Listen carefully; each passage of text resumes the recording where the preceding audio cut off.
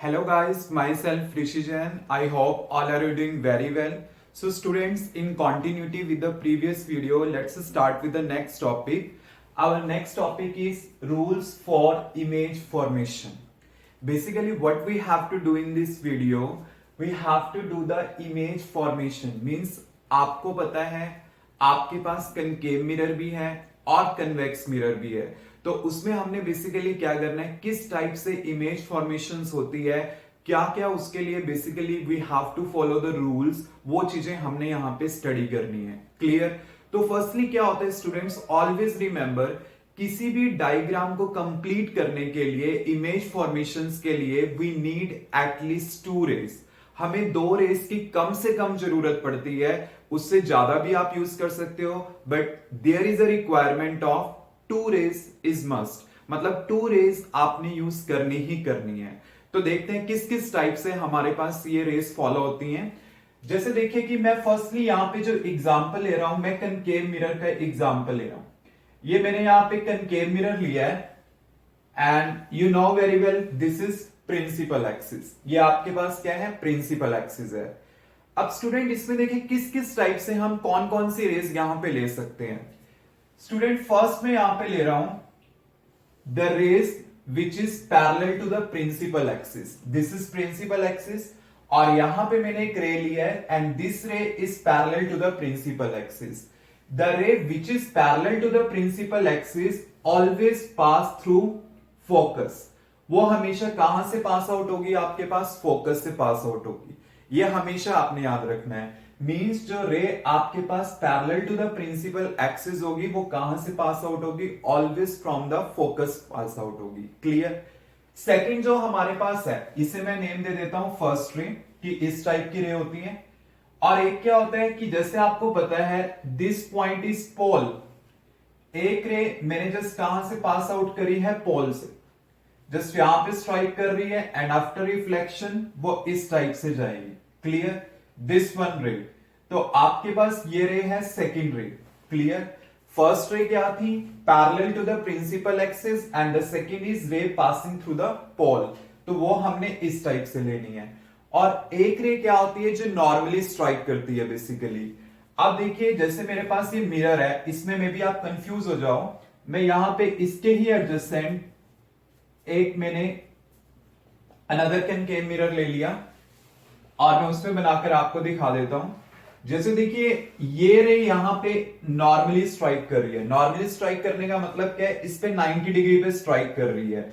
जब ये normally strike करती है देन वो अपने पाथ को क्या करती है, रिट्रेस करती है। बिकॉज यू नो ना कि आपको मैंने प्लेन मिरर में ये चीज बताई थी, अगर एक रे नॉर्मली स्ट्राइक करती है then it will always follow its path, मतलब वो अपने पाथ को रिट्रेस करेगी। देन इसमें क्या है, वो नॉर्मली स्ट्राइक कर रही है then it retraces its path. अब यहां पे क्या है, जैसे नॉर्मली स्ट्राइक करेगी ना तो ये हमेशा कहां से पास आउट होगी, सी से पास आउट होगी। C means centre of curvature. Clear? तो ये हमारे पास क्या है, थर्ड रे। अब देखिए अगर मैंने कनकेव मिरर के केसेस में इमेज फॉर्मेशन करनी है तो मेरे पास 3 रेज की पॉसिबिलिटी है। First parallel to the principal axis, second the ray passing through the pole and third आपके पास क्या होगी, the ray passing through the centre of curvature. और कोई भी रे डायग्राम बनाने के लिए वी नीड एटलीस्ट 2 रेज। हमें 2 रेज की जरूरत है और आप कोई भी वो सिलेक्ट कर सकते हो, but for your convenience I will always suggest to you कि आप 1 और 2 ये चूज करोगे, थर्ड आप चूज मत करो। आई नो कि आपकी बुक्स में डायग्राम दे रखे हैं, but the diagram will become easier than will you use this 2 rays. Means first and second you have to use the 1 and 2, these 2 rays except these rays, because if you will use this ray then you will get confused in the diagrams. Clear? तो हमने जो basically diagram study करेंगे, जो मैं आपको basically कराऊंगा concave के cases में, इन 2 रेस के थ्रू कराऊंगा। First is parallel and the second ray passing through the pole. Clear? ये तो हमारे पास किस केस में हो गया, कनकेव के केस में। Now we will see in case of convex.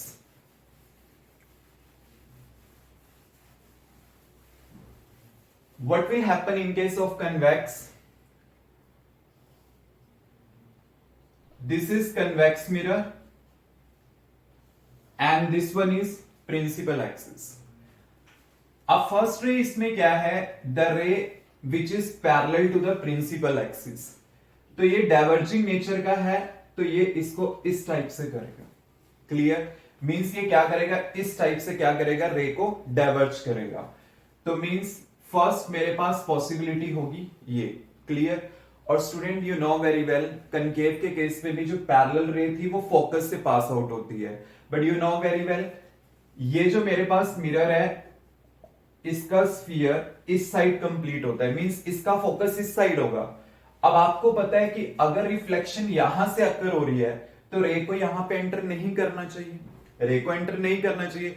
But फिर भी अगर मैं यहां पे शो करता हूं, then it means it is a virtual concept, मतलब रियलिटी में उसका कोई एग्जिस्टेंस नहीं है। बट अगर मैंने शो करना है तो मैं उसको फोकस को इस टाइप से शो कर दूंगा कि डॉटेड लाइन से यहां पे मीट कर गया और ये पॉइंट मेरे पास क्या हो गया, फोकस हो गया। तो ये मेरे पास फर्स्ट टाइप की रेज होंगी। और सेकंड आप क्या ले सकते हो, पॉल पे स्ट्राइक करेंगी, पी पे, एंड देन इस टाइप से पास आउट होगी। क्लियर? तो ये मेरे पास होगी सेकंड टाइप की रेज। क्लियर? समझ में आया? Now third, centre of curvature का आप अगर यहां पे ना लो तो आपको बेटर है, बिकॉज वो हमें यूज करने की जरूरत नहीं पड़ती। इसमें हम बेसिकली यही दो रेज प्रेफर करते हैं, parallel to the principal axis and the ray passing through the पोल।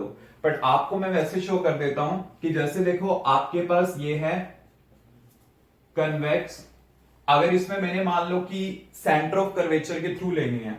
अब आपको पता है सेंटर ऑफ कर्वेचर तो इसका किस साइड होगा, इस साइड होगा।